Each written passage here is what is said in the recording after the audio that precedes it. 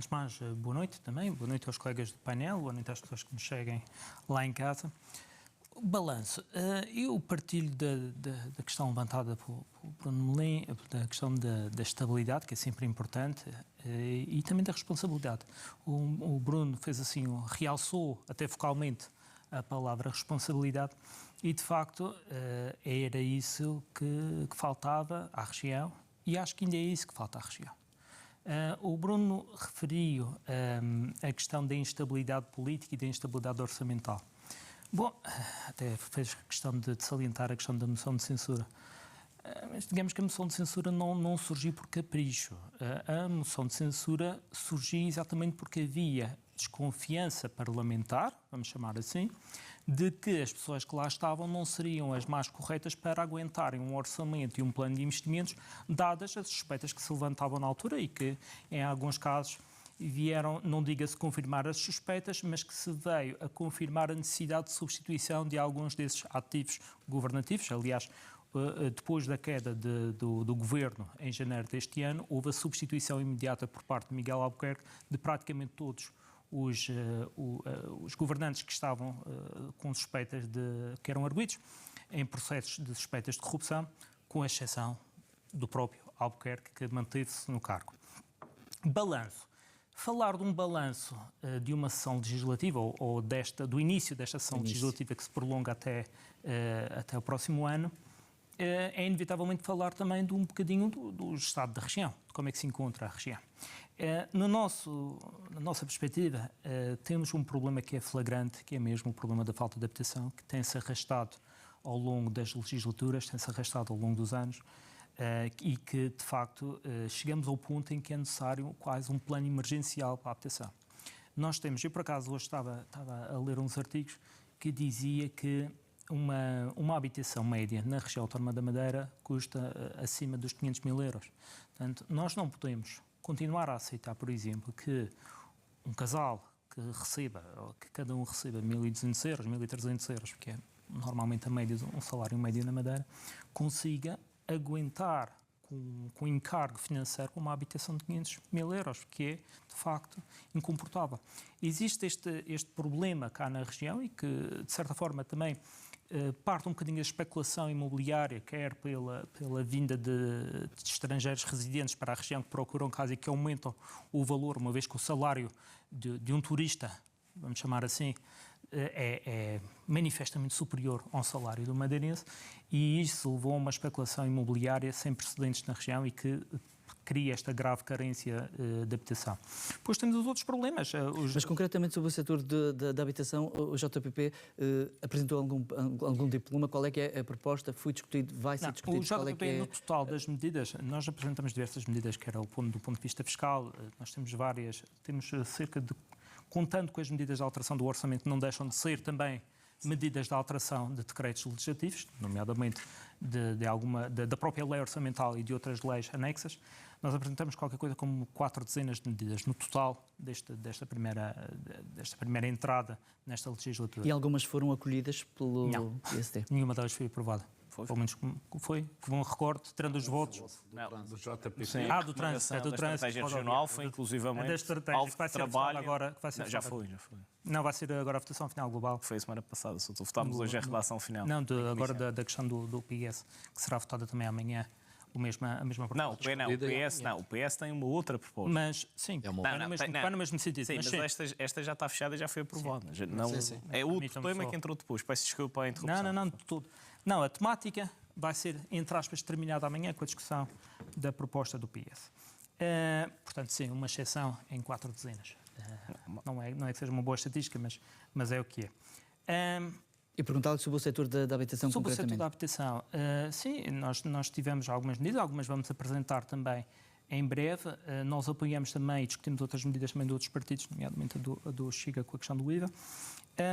É de facto algo que não largaremos, passa a expressão, até ao final da legislatura. Temos já umas propostas previstas também para dar entrada em breve. E depois temos outras matérias que são fundamentais, a matéria fiscal, a questão do IVA, a matéria da mobilidade, quer da questão dos subsídios de mobilidade, quer da questão da mobilidade marítima. Temos as questões que se referem, por exemplo, aos rendimentos dos pensionistas, que também temos levantado, questões na área agrícola, devido à falta de compromisso, muitas vezes, dos apoios extraordinários aos agricultores, de estratégias também para trazer mais rendimento ao setor, estratégias ambientais. Portanto, temos uma panóplia de medidas, depois podemos aprofundar mais em frente, que de facto entendemos serem prioritárias para a região neste momento. Em termos de balanço, é difícil fazer o balanço no início de um trajeto. Sempre foram só 3 meses de atividade. Só 3 meses de atividade parlamentar, exatamente. Temos esperanças que exista uma maior abertura por parte do Partido Social Democrata e do CDS, do partido com quem estão coligados, para existir uma maior democracia parlamentar. Temos esperanças, veremos se assim será. Para já, e por exemplo, em termos orçamentais, quando colocamos medidas que já haviam sido aprovadas anteriormente noutras legislaturas, mas não cumpridas, daí termos a necessidade de voltar a colocar essas medidas, como é, por exemplo, o Plano Estratégico para a Praga dos Ratos, que foi aprovado, mas nunca foi cumprido. Voltamos a colocar, desta vez não foi aprovado, mas a esperança é a última a morrer e veremos como é que decorre a legislatura. Já voltamos a falar mais aprofundadamente sobre alguns diplomas. Rafael Nunes, também do Juntos pelo Povo, pedia-lhe que enumerasse, o deputado Bruno Melim já fez aqui uma enumeração, mas que grandes dossiês é que se pode perspectivar também para os telespectadores lá em casa saberem o que é que se pode perspectivar assim que regressarem os trabalhos? Não, os grandes dossiês foi os que eu referi ainda há pouco. Temos os dossiês com matérias relacionadas com os impostos, com a mobilidade, com a agricultura, com a matéria ambiental, com a questão da saúde, que continua a ser naturalmente uma prioridade para o JPP. Portanto, temos a abrangência é de facto muito grande. Eu só gostava de pegar aqui numa questão da questão que se levantou aqui da negociação e dos consensos. É natural que cada um dos partidos cá representados e aqueles que não estão cá neste debate neste momento, mas que constituem a Assembleia Legislativa e até mesmo aqueles que não têm assento, é natural que todos estes partidos tenham as suas diferenças, isso, como é óbvio. Mas em relação à negociação e estes consensos, é preciso termos a perfeita noção que uma coisa é negociar, outra coisa é a submissão a um partido maior. E não raras vezes verificamos que isso acontece. Ainda hoje falávamos da questão do CDS e dos grandes dossiês do CDS, do subsídio de insularidade para todos, que deixou cair, da questão da redução do IVA, que deixou cair, da redução do ferry, como dizia Lopes da Fonseca, se quiserem negociar com o CDS, terão de trazer um ferry nem que custe 20 milhões e que isto era um compromisso do CDS para uma coligação com o PSD, deixaram cair. Portanto, há que ter bem a noção do que é uma negociação e do que é uma submissão. E mais, dentro mesmo dos trabalhos parlamentares e das medidas que são aprovadas na Assembleia Legislativa, existem diversos tipos de medidas. Existem os projetos de recomendação ou de resolução, que recomendam ao Governo que proceda a determinada atitude, e existem os decretos. E não raras vezes, neste momento de negociação, o PS deixa aprovar uma recomendação e simplesmente não a cumpre. E de ainda há pouco o exemplo do Plano Regional de Combate às Pragas Agrícolas, às pragas de ratos.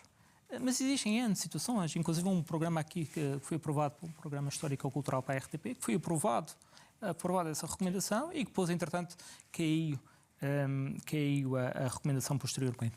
A questão é que existem aqui uma série de negociações que muitas vezes são falsas negociações. Daí que muitas vezes entramos naquela questão de são de confiança, devemos confiar, não devemos confiar, e aqui é que se coloca muitas vezes o busilhos da questão. Mas eu gostava também de falar, e como estávamos a falar em dossiês da saúde, há aqui uma questão que é fundamental. Por exemplo, existem diplomas e diplomas, mas existem aquelas áreas fundamentais que naturalmente merecem a nossa atenção. Neste momento, nós temos 97 mil atos médicos em lista de espera na saúde. 97 mil. Se olharmos para as consultas de especialidade, temos o maior número registado desde a tomada de posse de Miguel Albuquerque em 2015. Portanto, temos um cenário preocupante. Temos um cenário quase catastrófico na saúde. E é necessário que se tomem medidas diretamente vocacionadas para esta questão. O JPP propôs em orçamento o reforço do programa de recuperação de cirurgias para, de certa forma, também colmatar estas listas de espera. Foi reprovado.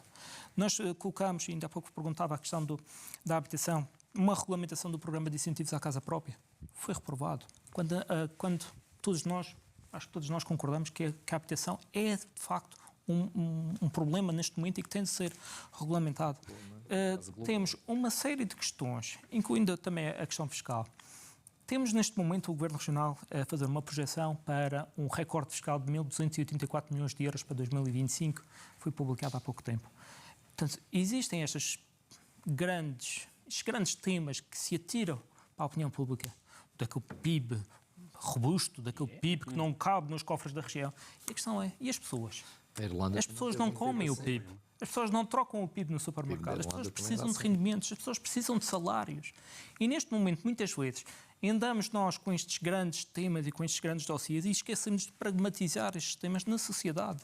Como é que podemos, por exemplo, estar a pedir aos madeirenses que na altura em que entrou em vigor o PAEF e que levaram aquele aumento brutal de impostos, que aumentaram de uma forma escandalosa, quase para os níveis do continente, quando na verdade a Madeira tem um regime que permite diminuir em 30%, por exemplo, o IVA. Falamos, por exemplo, do IVA, do IRS. Podemos reduzir, mas não o fazemos. Nós propusemos a redução do IRS ao 7º escalão para ajudar a classe média, aquela classe que, quando é para pagar, são os primeiros a ser chamados a pagar, mas não têm qualquer tipo de apoios sociais, porque são considerados pelo Governo como os ricos. Ao contrário de Santa Cruz, que Santa Cruz, por exemplo, tem um programa de apoio às creches que abrange, por exemplo, a classe média. Quando nós pedimos, por exemplo, a redução do 7º escalão do IRS, foi reprovado. Portanto, de que é que nos serve? Temos os cofres cheios do produto interno bruto, do PIB, se depois, na prática, isto não chega às pessoas. O IVA, a questão do IVA. Nós somos apologistas que tem de ser reduzido o IVA de forma paulatina, quer na taxa intermédia, quer na taxa normal. Os Açores já o fizeram. Os Açores, que são PSD também, já o fizeram. Neste momento, os Açores têm uma taxa de IVA normal de 9%, de 16%, e a taxa intermédia aos 9%. Nós não, o PSD e o CDS, neste momento, recusam-se a baixar a taxa do IVA, a taxa normal e a taxa intermédia. E podem-me dizer, ok, há uma perda de receita. Se calhar até há, eu até penso que não, porque existe depois um incentivo ao consumo que poderá colmatar as perdas de receita. Mas até admito que possa haver uma perda de receita. Mas nós temos neste momento uma projeção de 1.284 milhões de euros em impostos.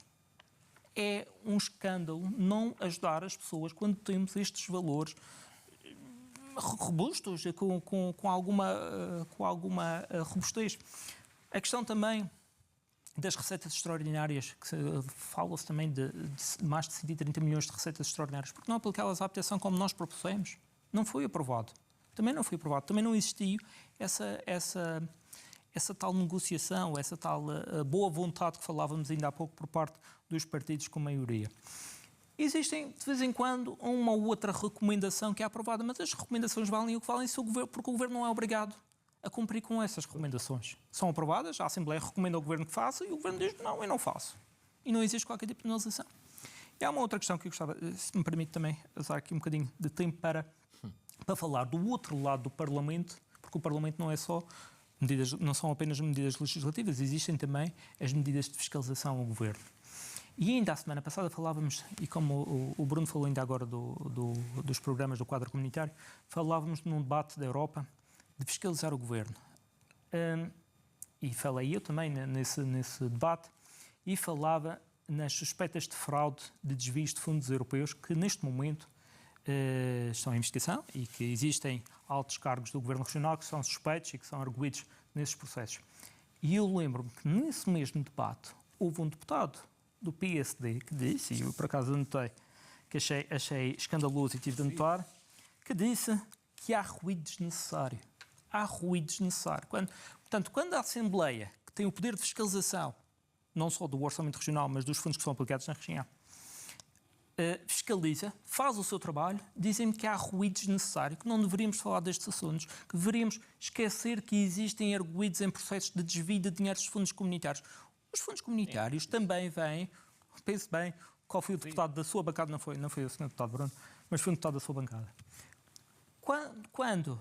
Porque o dinheiro comunitário não cai do céu. O dinheiro comunitário também são impostos de madeirenses e são impostos de europeus. Portanto, o dinheiro tem de ser bem aplicado. Existem, inclusive, organismos a nível europeu para fiscalizar estas Mas há alguma iniciativa que o Juntos pelo Povo vai fazer no sentido de não deixar cair estes assuntos e continuar a fazer a fiscalização? Eu dou um exemplo muito prático de uma medida que nós já propusemos e eventualmente poderemos voltar a colocar, temos de falar internamente.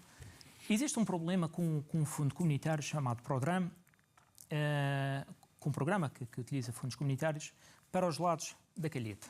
Nos lados da Calheta, nós fomos chamados a atenção por locais que falavam em usurpação de terrenos, de pessoas que pediam às finanças, vamos diminuir, vamos simplificar os termos, vamos simplificar os termos, mas que pediam que se verificasse novamente a área. E em algumas dessas verificações de área, para que as pessoas percebam, haviam aumentos que ultrapassavam, que andavam a rondar os 4.500%. Estamos a falar de uma grande revisão, entre aspas, diária nestes projetos. E qual era o objetivo destes procedimentos? Era, de facto, ter acesso a fundos comunitários. Mas qual não foi o nosso espanto quando começamos a verificar que haviam ali terrenos públicos que estavam também envolvidos nestes pedidos, vamos chamar assim. Ora, perante estas denúncias, que naturalmente precisam de ser comprovadas, claro, o que é que o JPP faz? Pede de imediato uma auditoria externa do Prodram, para que se fiscalize esta situação, que se verifique se realmente estas denúncias se comprovam ou não e que se pare a acontecer este roubo de terras, que se pare de imediato. Qual não foi o nosso espanto quando o Partido Social Democrata chumba este pedido, ou reprova este pedido da auditoria externa ao Prodram. Portanto, nós temos de ter a responsabilidade. Podemos voltar a colocar-se. Certamente que neste momento não irei ter o compromisso do deputado Bruno a dizer se vai aprovar ou não, mas nós podemos voltar a colocar. O que é que isso dependerá de uma primeira auscultação interna do partido? Do JPP, naturalmente, sim, parte das prioridades e da estratégia do JPP, para colocar ou não, para colocar outro diploma primeiro, mas penso que sim, penso que faz parte dessa estratégia interna. A minha questão volta-se novamente para aquela situação dos consensos. Então não deveria ser um consenso numa Assembleia Legislativa Regional de que estas matérias de combate à corrupção ou combate às suspeitas de corrupção, de combate à má utilização e à má gestão de fundos, sejam eles comunitários ou regionais, não deveria ser uma prioridade, não deveria haver o consenso imediato neste género de iniciativas, deveria de existir. Então porquê que não existe? Se calhar então, a tal partidarite que falava o Miguel Castro ainda há pouco, e bem, porque muitas vezes existe, quando aparece o logotipo de um outro partido, existe ali logo umas reticências. Portanto, existem uma série de temas que gostávamos de colocar. Tínhamos já uma série de processos que necessitam neste momento, até mesmo em termos de denúncias, e naturalmente o JPP ficou conhecido por pedir muitos documentos e por pedir muitos relatórios, e com isso nós demos entrada de muitos processos em tribunal contra o Governo Regional, e não temos vergonha de o admitir, nunca o fizemos de forma anónima, sempre demos a cara, e sempre fizemos denúncias quer ao Ministério Público, quer à Autoridade da Concorrência, no caso da Banana, por exemplo, quer a outras entidades judiciais. Neste momento temos alguns processos que naturalmente não poderei divulgar aqui, porque também parte da estratégia interna do partido. Temos processos que faltam algum aprofundamento jurídico, que faltam só a anexação de provas e que poderão dar entrada em breve. Portanto, na ótica de fiscalizar. Na ótica de fiscalizar e na ótica de combater muitos destes casos de suspeitas de corrupção que têm vindo, infelizmente, e digo isto de forma muito séria, que infelizmente têm vindo a manchar a democracia na região.